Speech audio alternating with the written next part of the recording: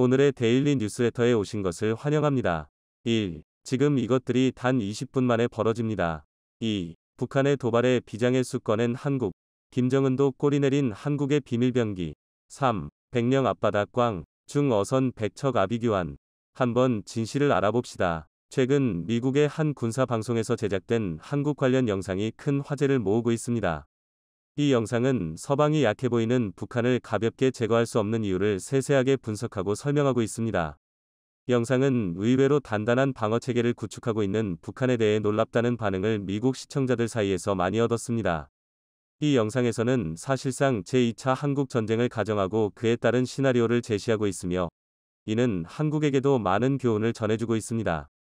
이 영상은 한국에게 그들의 안보와 국방에 대해 다시 한번 고려해볼 기회를 제공하고 있습니다. 영상에서는 북한이 어떤 방식으로 군사력을 강화하고 있는지, 그들의 지하시설과 특수부대의 역할 등을 상세히 다루고 있습니다. 이를 통해 한국은 자국의 방어체계를 강화하고 미래의 잠재적 위협에 대비할 필요성을 깨달을 수 있습니다. 또한 이 영상은 국제사회에게도 한국의 안보 상황을 알리고 한국이 직면한 도전과 위협을 이해하도록 돕고 있습니다. 한국의 안전과 평화는 지역과 국제적인 안정에 밀접하게 연관되어 있으며, 이를 인식하고 대비하는 것은 중요한 과제입니다. 이러한 영상은 군사 전문가들과 정치인들 사이에서도 큰 관심을 받고 있으며, 한국의 방위력과 대비 조치에 대한 토론을 촉발하고 있습니다. 한국은 이러한 토론과 국제사회의 관심을 통해 안보 강화와 평화 유지를 위한 전략을 제고하고 개선해 나갈 수 있을 것입니다. 이 영상의 내용을 가만히 되새겨보면 한국이 북한의 위협에 대비해서 어떤 노력을 해왔으며 앞으로는 어떻게 행동해야 할지 알 수 있습니다. 그 내용을 함께 살펴보겠습니다. 한국 전쟁은 끝나지 않았습니다. 어떤 강화 조약도 체결된 적이 없으며 1953년부터 이어진 휴전 조약은 미약한 평화만을 유지하고 있습니다.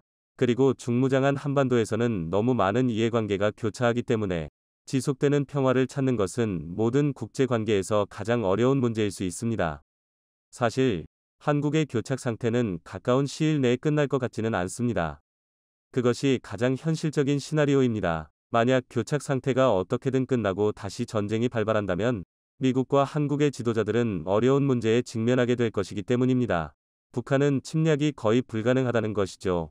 이유는 이렇습니다. 무엇보다도 의회 조사국에 따르면 북한에는 현재 20개에서 60개의 탄두를 만들어 보유할 수 있을 만큼 충분한 핵분열 물질이 있기 때문에 북한을 침략하는 것은 곧 핵 불장난을 동반하는 전쟁이 될 것입니다. 북한은 또한 전 세계의 목표물들에다 그 탄두를 배달할 수 있는 수단도 가지고 있습니다. 북한은 현재 다양한 탄도미사일을 보유하고 있습니다. 2023년 3월 말 북한은 화성 17형 ICBM 시험 발사에 성공한 것으로 보입니다. 그 물체는 684마일의 호를 그리며 약 3850마일의 고도에 도달했습니다. 만약 이 물체가 전통적인 탄도미사일 호를 타고 날아간다면 그것은 9320마일 이상의 사거리를 가질 것이고, 이것은 미국 대륙의 어떤 목표물도 명중시킬 수 있을 것입니다. 또한 화성 17은 잠재적으로 1개 이상의 탄두를 탑재할 수도 있습니다. 북한은 사거리 6460마일의 화성 14와 사거리 877마일의 화성 15도 가지고 있는데, 이것으로 미국에 있는 대부분의 목표물을 공격할 능력을 얻었죠. 화성 17이 제대로 작동하지 않더라도 여전히 골칫거리입니다. 그리고 바로 거기에 북한을 공격하는 것에 대한 첫 번째 문제점이 있습니다. 옛날이었다면 북한이 전략적으로 보복하는 게 불가능했을 것입니다. 이제 그들은 2차 대전 말에 일본에 투하된 핵폭탄보다 7배 강력한 최대 140노트의 폭발력으로 적어도 도시 여러 개를 날려버릴 수 있는 핵폭탄을 운반할 수 있게 되었습니다. 어떤 형태의 공격이든 이제 거의 확실하게 김정은 일가의 핵보복을 불러일으킬 것입니다. 그것은 미국 본토, 일본, 괌 혹은 다른 곳의 기지를 향해 날아갈 수도 있습니다. 이런 핵 억지력이 작동하고 있는 상황에서 북한 공격은 거의 불가능합니다. 그러나 핵무기가 아니라도 북한은 또 다른 형태의 억지력을 보유하고 있습니다. 북한은 남한의 수도인 서울을 직접 겨냥한 약 6,000개의 재래식 포병 시스템을 가지고 있습니다. 만약 북한이 서울에 전면적인 포격을 가한다면 처음 1시간 내로 20만 명이 회생될 것으로 랜드 연구소는 추정하고 있습니다. 북한에 대한 공격은 현대사회 초유의 민간인 사상자를 방지하기 위해서라도 국경 전역의 목표물에서 이러한 포병 시스템을 신속하게 무력화시키고 시작될 필요가 있습니다. 미국과 한국의 정보기관은 이러한 시스템들이 어디에 위치하고 있는지 정확하게 알고는 있지만 민간인 피해가 발생하기 전에 모든 포병 시스템을 제때 제거하는 것은 불가능합니다. 북한은 침공 방어를 위한 또 다른 비장의 무기를 갖고 있습니다. 바로 중국 공산당과의 동맹이죠. 북한 정권은 그 존속을 중국의 지원에 의존하고 있습니다. 북한은 중국과의 무역을 통해서 이른바 온둔의 왕국에 부과된 가혹한 경제 제재를 피할 수 있었죠. 중국으로부터 오는 수입품이 없다면 북한은 음식, 에너지, 여타 필수품 부족으로 인해 빠르게 무정부 상태에 빠질 것입니다. 하지만 양국의 관계가 항상 좋았던 것은 아닙니다. 북한은 경제적으로 불리함에도 불구하고 중국에 대해 상당한 영향력을 갖고 있습니다. 중국도 북한 정권이 항상 마음에 드는 것은 아니지만 중국에게는 김씨 일가가 권력을 유지하고 있을 필요가 있습니다. 첫 번째로 북한은 태평양 방면에서 중국의 유일한 동맹국 중 하나입니다. 일본부터 인도네시아에 이르는 선의 동쪽은 모두 미국의 동맹 혹은 미국의 우호적인 국가들 뿐입니다. 지정학 연구자들은 이를 제1도련선이라고 부릅니다. 이 일련의 섬들은 효과적으로 중국을 태평양과 인도양으로부터 차단하고 중국 선박을 압박합니다. 북한의 전력을 해상에 투사하는 것은 중국이 완전히 포위되는 상황을 방지하고 미국이나 미국의 동맹군들을 육상의 국경에서 떨어뜨려 놓는 데에 도움이 되죠.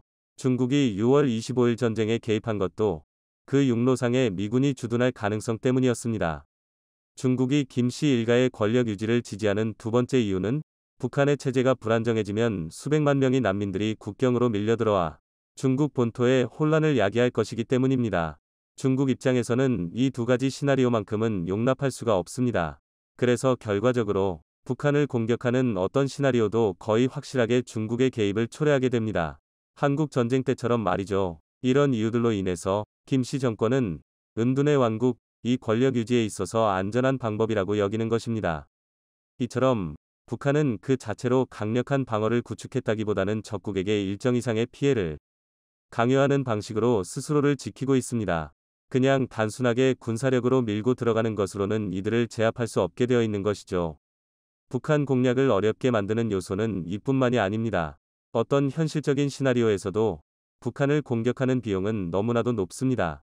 하지만 가상의 시나리오에서 미국이 한반도에서의 전쟁에 또 다른 국제연합을 끌어들인다면 어떨까요? 북한을 공격하는 것이 가능할까요? 어떠한 육상 작전도 참혹할 것입니다. 북진 공세를 시작하기 위해서는 먼저 연합군이 비무장지대, 즉 북한 공격을 위한 유일한 육로인 DMZ를 통과해야 합니다. 한국의 DMZ는 세계에서 가장 요새화된 땅입니다. 수백만 개의 지뢰가 160마일 너비에 걸쳐 매설되어 있죠. 지뢰 외에도 북한은 전기 울타리와 수많은 감시탑을 세워 홀능한 저격 전초기지와 기관총 포대를 만들었습니다. 물론 이것들은 포병이나 공군에 의해 포착되어 제거되겠지만 그럼에도 불구하고 그들은 연합군의 진격 속도를 늦추고 전쟁 개시 초기에 상당한 희생자를 발생시킬 것입니다.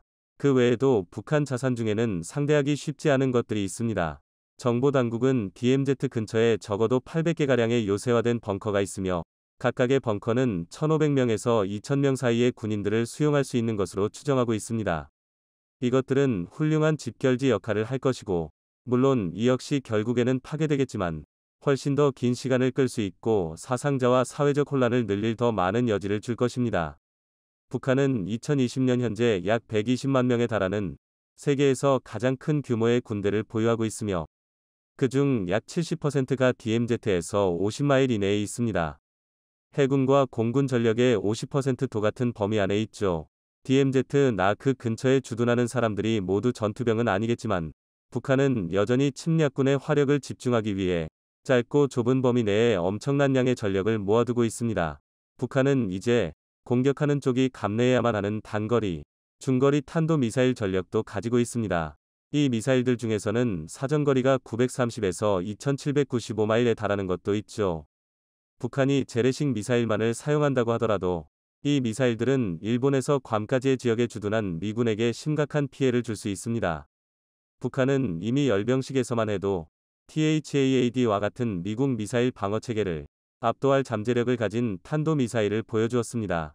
북한의 탄도미사일 총 수량에 대한 추정치는 알아내기 어렵지만 싸움이 핵전쟁 수준으로 확대되지 않더라도 태평양 전역의 미군 기지에 상당한 피해를 입힐 정도로는 충분히 많습니다. 이러한 탄도미사일은 잠재적으로 한반도에 주둔하는 미군과 연합군에게 대혼란을 줄 뿐만 아니라 일본과 다른 곳에서 오는 미군의 보급선을 위협할 것입니다. 이처럼 북한은 DMZ를 사실상 넘는 것이 불가능할 정도로 요새화시켜서 육로를 끊어놓았습니다. 그리고 어쩔 수 없이 바다를 동해 상륙하는 병력은 미사일로 견제하는 전략을 취하고 있죠. 미사일 전력이라면 한국도 결코 지지 않지만 미사일은 요격이 극히 어려운 비대칭 전력인데다 한국과의 거리도 너무 가까운 탓에 미국에서는 이들의 미사일에 거의 공포증을 느끼고 있습니다. 지옥 같은 DMZ를 우회하고 배후에서 수륙량용 및 공중 공격을 시도하는 것은 이론적으로 선택지가 될 것입니다. 특히 한국의 지원을 받은 미 해군이 빠르게 제해권과 제공권을 장악할 것이기 때문입니다. 북한과의 전쟁 시나리오에서 구원의 은총이 하나 있다면 그것은 북한의 공군력이 약하다는 것입니다. 북한의 전투기 대다수는 27, 19, 21 같은 1950년대 기종입니다. 심지어 북한은 지금도 많은 수량의 프롭기를 사용하고 있습니다. 북한 공군 편대에서 가장 좋은 전투기는 3세대인 E-23과 4세대인 E-19, Su-25지만 북한은 아마도 이것들을 고작 12대 정도밖에 작동시키지 못할 것입니다. 기술 격차로 인해 북한의 공군은 압도당할 것이고 미국과 한국, 그리고 연합군이 제공권을 장악하는 것은 시간 문제일 것입니다. 하지만 북한은 질적으로 모자란 점을 양으로 보충하죠. 북한에는 수백 대의 항공기가 있는데다가 제한된 공역만 순찰하면 됩니다. 이 항공기들은 적기나 현대적인 방공 시스템을 마주쳐서 파일럿의 희생을 피할 수 없는 상황에서조차 공격을 방해하고 지연시킬 수 있습니다. 그러나 북한의 항공기만이 공격 측 항공기에 대한 위협은 아닐 겁니다. 북한은 탄도미사일을 실험한 만큼 지대공 미사일도 열심히 실험해왔습니다. 먼저 러시아의 S-300과 유사한 중거리 방공 시스템인 KN-06이 있습니다. 러시아의 S-400에 가까운 장거리 방공 시스템도 2021년 9월에 실험되었습니다. 이러한 시스템과 북한의 대공포병 부대는 현대 항공기에 대해서도 상당한 피해를 입힐 것입니다. 북한이 현대적인 공군력이 부족하다면 훨씬 더 현대적인 방공 시스템으로 어느 정도 보완할 수 있는 것입니다.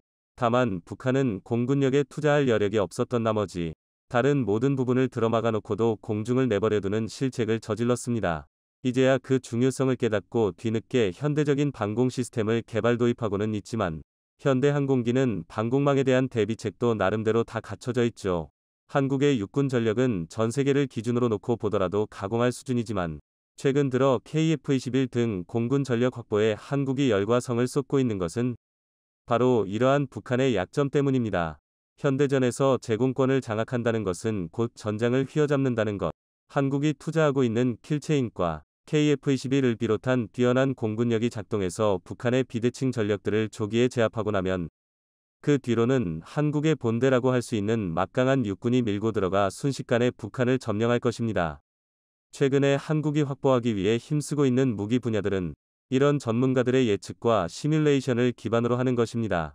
그리고 한국은 그에 발맞춰 세계 어느 나라 못지않게 빠른 속도로 무기 기술을 발전시키고 또 엄청난 양으로 생산하고 있죠.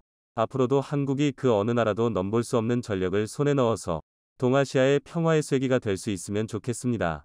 한국을 향해 도발을 일삼던 북한 최근 한국-북한 경계선에 군사를 보내는 것은 물론 대규모 포격까지 감행하며 한국을 제대로 분노하게 만들었는데요.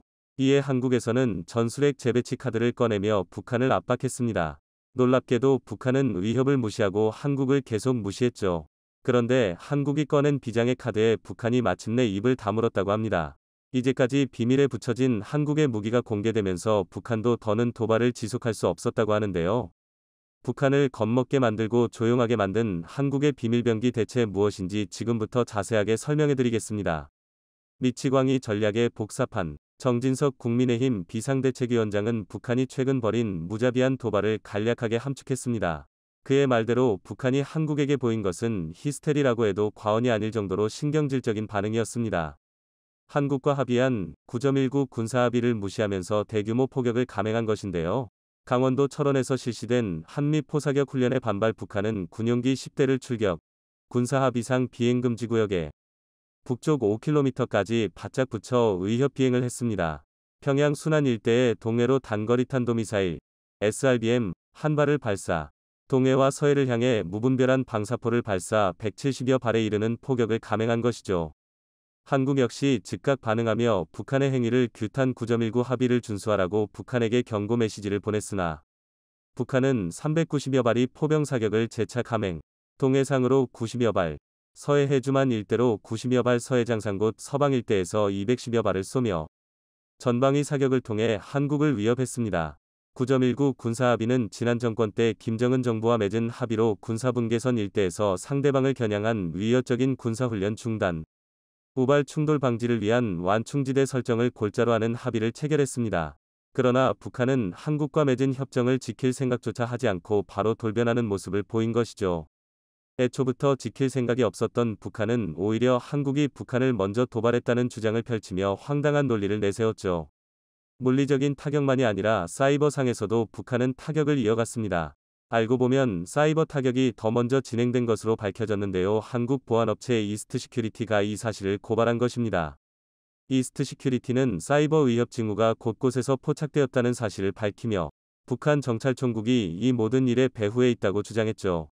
수년 전부터 진행된 일이며 북한은 한국 타격을 위해 스파이웨어를 이용 깊숙한 곳까지 감시망을 펼치며 비밀리에 잠복했던 것입니다.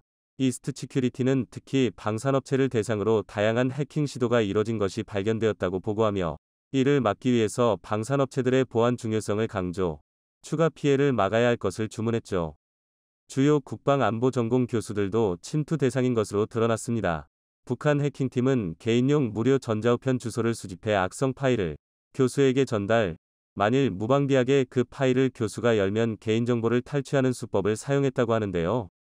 돈을 목적으로 벌인 일들이 대부분이었으나 최근 들어 중요 인물에게 접근, 한국이 가진 데이터를 빼내려는 움직임이 더 활발하다는 사실을 이스트시큐리티는 파악한 것이죠.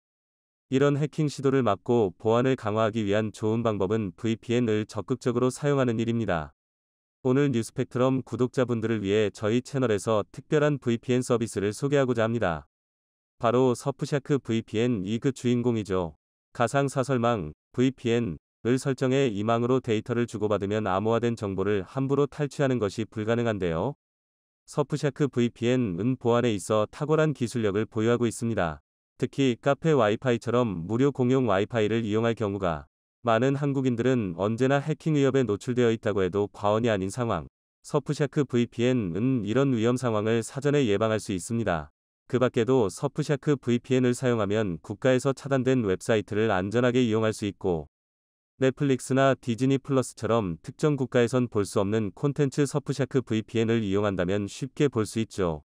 이렇게 다양한 서비스를 제공하는 서프샤크 VPN에서 우리 뉴스펙트럼 구독자를 위해 특별 할인 서비스를 제공한다고 합니다. 프로모션 코드 NEWSFACTRUM 을 구입 시 입력하면 83% 할인의 3개월 무료 이용 서비스를 누릴 수 있는데요. 하단 링크를 통해 접속할 수 있게 해놓았으니 구독자 여러분들은 아래 들어가서 좋은 조건의 서프샤크 VPN 서비스를 이용해 보시기 바랍니다. 지속되는 북한의 사이버 및 물리적인 도발은 한국의 인내심을 폭발하게 만들었죠. 한국은 이제까지와 다르게 북한을 제압할 효과적인 수단이 필요했습니다. 그리고 그 수단으로 전술핵이 최근 화제에 오른 것인데요. 핵을 믿고 한국에게 국지 도발을 감행하는 북한에 맞서 한국도 전술핵을 보유하는 것으로 맞대응하자는 것이죠. 핵을 들먹이는 북한에 맞서 한국도 핵을 쏠 수 있다는 것을 보여주자는 의견이 힘을 얻은 것이죠. 한국 정부는 최근 성명과 언론 보도를 통해 전술핵 도입의 필요성을 강조하며 주변국의 강력한 무장에 맞서 한국도 무장할 필요성이 있다고 주장했습니다. 주변국이라 지칭한 국가는 단연 북한이었죠. 방산 무기 수출에 있어 혁혁한 성과를 내며 미사일 기술에 있어서도 눈부신 발전을 했기에 한국 입장에서는 돈과 기술을 모두 보유하고 있고 개발에 나선다면 핵을 만드는 것은 어려운 일이 아닌 상황. 일찍이 핵을 보유하고자 했던 역사가 있었기에 한국에게 있어 핵이란 꿈이라 할 수 있습니다. 하지만 이 꿈은 번번이 좌절되어야 했는데요. 바로 미국의 강력한 견제와 간섭 때문입니다. 박정희 정부 시절 단독 핵개발을 꿈꾸며 몰래 핵개발 연구를 했던 한국은 미국에 의해 핵을 포기하게 되었습니다. 이후 미국의 해구산에 포함되어 핵개발 포기를 선언했죠.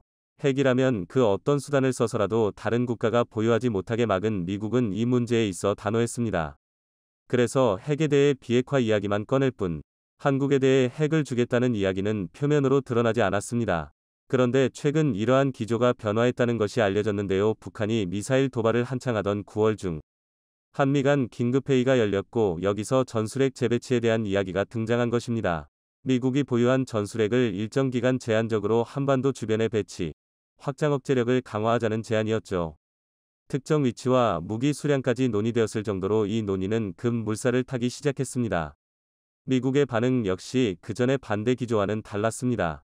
그리고 최근 게리 세이모어 전 백악관 대량 살상무기 조정관은 구체적인 플랜의 일부를 언론에 공개했는데요. B-61 전술핵 폭탄, 이 한국에 배치될 가능성을 주장했습니다. 핵무기 투하용으로 개발된 B-61 전술핵 폭탄은 F-16, F-35 등 전투기에 탑재해 특정 위치까지 이동. 전술핵 폭탄을 떨어뜨리는 방식의 무기인데요. 무기까지 특정할 정도로 세부 내용이 합의된 것을 시사합니다. 결정적으로 존 커비 국가안보회의 전략소통조정관은 한국 전술핵 재배치와 관련 한국의 바람은 한국이 이야기하길 바란다 며 완전 거부 의사를 표현했던 과거와는 다른 모습을 보였습니다.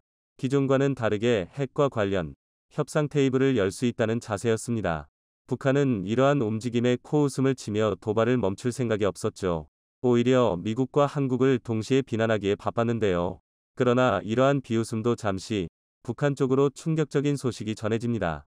그동안 숨겨왔던 현무5의 시험 발사 영상을 공개, 한국이 군사 보안을 위해 감춘 현무5를 세상에 공개하며 북한을 본격적으로 압박한 것입니다. 현무5 고위력 탄도미사일은 벙커버스터라는 칭호를 들으며 최대 8톤의 탄두를 장착한 재래식 미사일 최강 파괴력을 자랑합니다.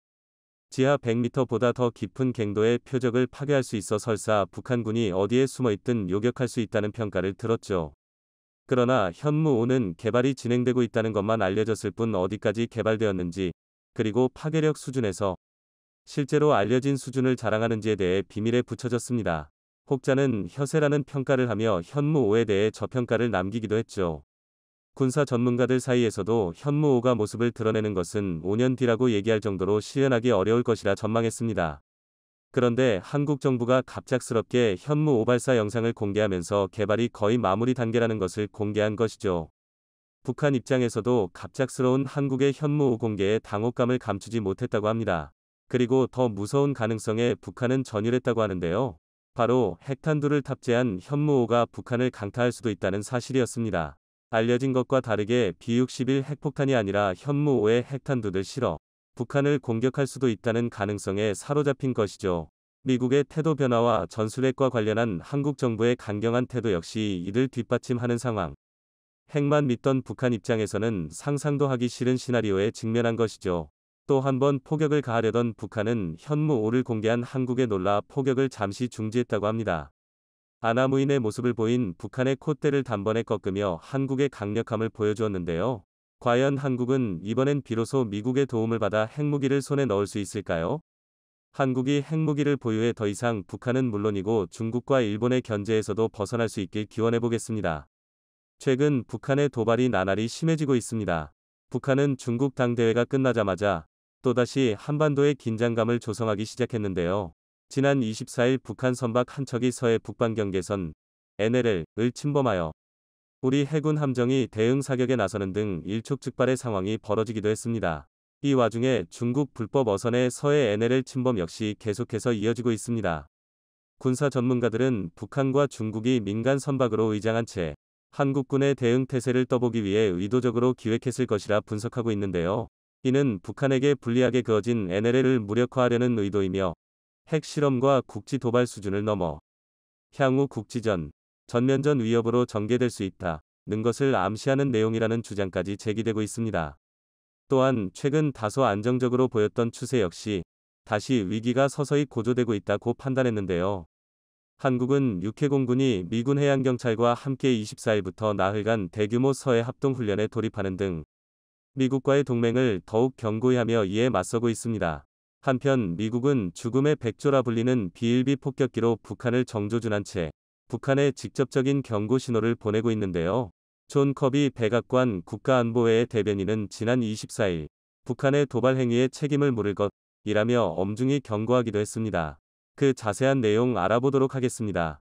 최근 북한의 도발이 계속해서 이어지고 있는데요.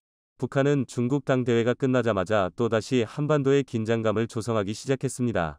이번에는 서해 NLL 지역이 그 대상이었습니다.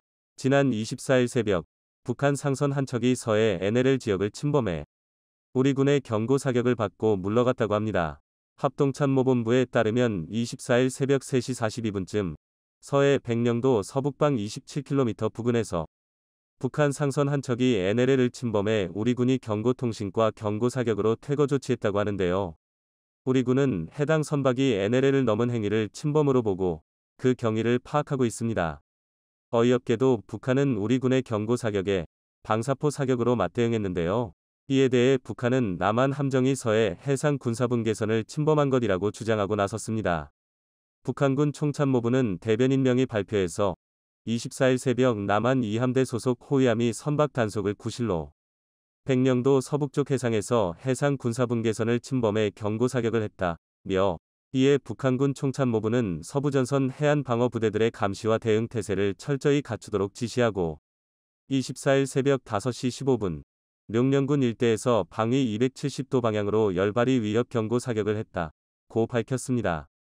이 와중에 중국 불법 어선의 서해 NLL 침범 역시 계속해서 이어지고 있는데요. 꽃게철을 맞아 인천 연평어장에서 꽃게 조업이 한창인 가운데 매일 100척이 넘는 중국 불법 어선이 서해 북방안개선 인근 해상에 출몰하고 있다고 합니다. 중부지방해양경찰청 서해5도 특별경비단에 따르면 이달 들어 서해 NLL 해상에서 불법 조업을 한 중국 어선만 하루 평균 116척입니다. 지난해 10월 서해 NLL 해상에서 불법 조업한 중국 어선의 하루 평균인 81척과 비교하면 무려 43.2%가량 늘어난 수치입니다. 지난 8일에는 백령도 인근 해상에서 서해 NLL을 침범한 뒤 불법 조업을 한 중국 어선 2척이 해경에 납포되기도 했는데요. 중국 불법 어선은 보동 북한 당국에 돈을 주고 허가를 받아서의 NLL 북측 해역에 머물다가 야간이나 감시가 소홀한 틈을 타 우리 어장 쪽으로 내려와 불법 조업을 한다고 합니다. 군사 전문가들은 북한과 중국이 민간 선박으로 의장한 채 한국군의 대응 태세를 떠보기 위해 의도적으로 도발을 일삼고 있는 것이라 분석하고 있는데요. 정성장 세종연구소 북한연구센터장은 북한군의 사전 승인 없이 북한 상선이 북방안개선 NLL을 침범한다는 것은 상상할 수 없는 일이라며 이번 사태는 서해 NLL을 무력화하기 위해 북한이 의도적으로 기획했을 가능성이 높다고 밝혔습니다. 북방안개선 NLL은 1953년 8월 당시 주한유엔군 사령관이던 마크 클라크가 한반도 해역에서의 남북 간 우발적 무력 충돌 발생 가능성을 줄이기 위한 목적으로 그은 선입니다. 그는 국제적으로 통용되던 영해 기준인 세해리를 적용해 서해 5개 도서와 북한 황해도 지역의 대략적인 중간선을 북방안개선으로 설정했는데요. 북한은 NLL에 대해 부정적인 입장을 취하며 1973년부터 계속해서 NLL을 침범해왔습니다. 1977년에는 자신들의 자체 기준을 적용한 해상 군사경계선을 일방적으로 설정하고 1999년에는 조선 서해 해상 군사분계선을 발표하는 등 NLL을 무력화하려는 시도 역시 반복하고 있습니다. 또한 최근 다소 안정적으로 보였던 추세 역시 다시 위기가 서서히 고조되고 있다는 판단도 나왔는데요. 류성엽 21세기 군사연구소 연구위원은 북한 상선의 NLL 월선 및 퇴거 조치 등과 별개로 북한 총참모부 대변인 명의의 비난 성명에서 확성기가 언급된 부분을 가장 주목해야 한다고 주장했습니다. 그는 과거 북한은 도발의 규모와 강도를 국지전 또는 전면전 수준으로 올릴 때 남한의 확성기를 동한 대북 심리전을 이유로 들었다며 이는 북한의 위협 발언 수위가 핵실험, 국지 도발 수준을 넘어 향후 국지전, 전면전 위협으로 전개될 수 있다는 것을 암시하는 내용이라고 분석했습니다. 이에 한국은 육해공군이 미군 해양경찰과 함께 24일부터 나흘간 대규모 서해 합동훈련에 돌입하는 등 미국과의 동맹을 더욱 견고히 하며 이에 맞서고 있는데요. 우리 군은 북한이 서해 북방안개선 NLL 인근에서 국지 도발을 벌이는 상황을 가정한 실전 훈련을 진행할 방침입니다. 이번 훈련에서 해군은 이지스 구축함과 호위함 등 함정 20여 척과 해상 초계기, 해상작전 헬기 등을 투입했으며 육군은 아파치 헬기와 해안경계부대를, 공군은 F-15K와 KF-16 등의 전투기를, 해안경찰은 함정을 동원했습니다. 또한 미 육군의 아파치 헬기와 미 공군의 A-10 등도 참여했습니다. 한미연합전력은 이번 훈련에서 특수전 부대를 태우고 서북 도서로 침투하는 적의 공기부양정 등을 신속하게 탐지경멸하는 해상 대특수전부대 작전을 비롯해 NLL 국지 도발 대응, 해양 차단 작전 등을 훈련할 계획인데요. 서해 합동훈련 지휘를 맡은 류유상 해군제 2함대 사령관은 연합합동 작전 수행 능력을 향상하기 위한 목적의 방어적 훈련이라며 적 도발 시 훈련한 대로 단호하게 응징해 우리 영해를 사수하겠다고 밝혔습니다.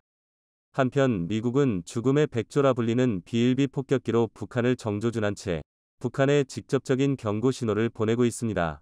항공기 추적 웹사이트 에어크래프트 스폰은 북한 때문에 긴장이 고조된 가운데 B-1B가 새로운 폭격 기동부대 임무를 시작했다며 해당 폭격기가 북태평양 상공을 가로질러 괌에 도착한 항적 이미지를 함께 공개했는데요.